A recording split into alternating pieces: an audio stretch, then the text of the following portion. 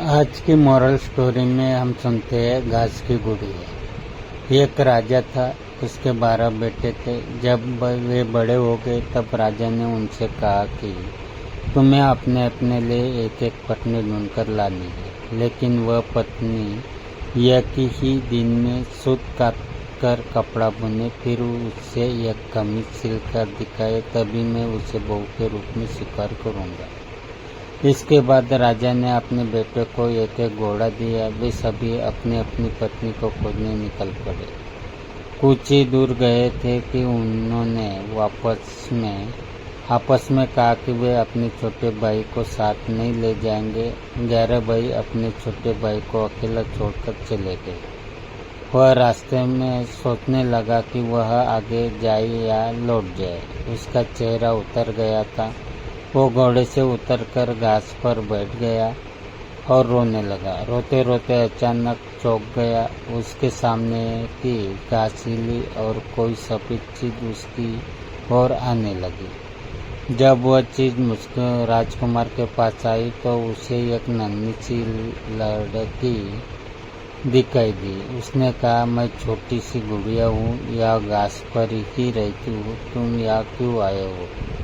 राजकुमार ने अपने बड़े भाइयों के बारे में बताया। उसने अपने पिताजी की सेहत के बारे में भी बताया।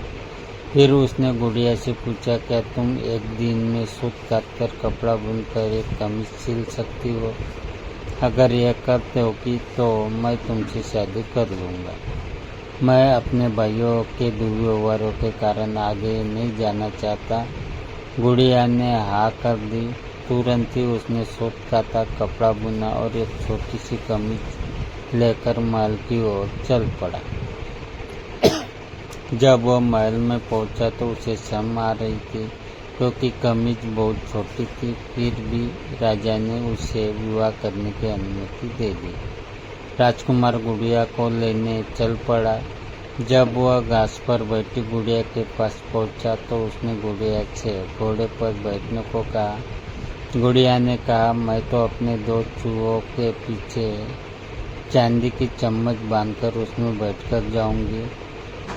राजकुमार ने उसका कहना मान लिया। राजकुमार घोड़े पर सवार हो गया और गुड़िया चूहों के पीछे बंधी चांदी की चम्मच पर सवार हो गई। राजकुमार सड़क के एक ओर चलने लगा, क्योंकि उसे डर था कि कहीं उसके घोड़े का पाँव गुड़िया के ऊपर न पड़ जाए। गुड़िया सड़क के जिस ओर चल रही थी उस ओर एक नदी बह रही थी। अचानक गुड़िया नदी में गिर गई, लेकिन जब वह नदी के अंदर से ऊपर आई तो राजकुमार के समान बड़ी हो गई थी। राजकुमार बहुत प्रसन्न हुआ।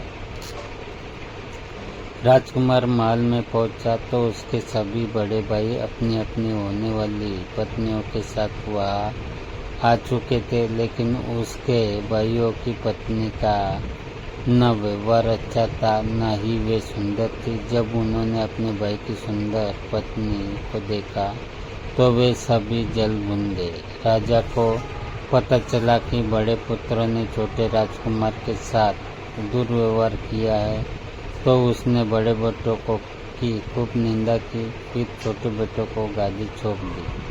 छोटे राजकुमार का विवाह गुड़िया के साथ धूमधाम से हुआ। अब छोटा राजकुमार राजा था और गुड़िया रानी, दोनों सुख से रहने लगे।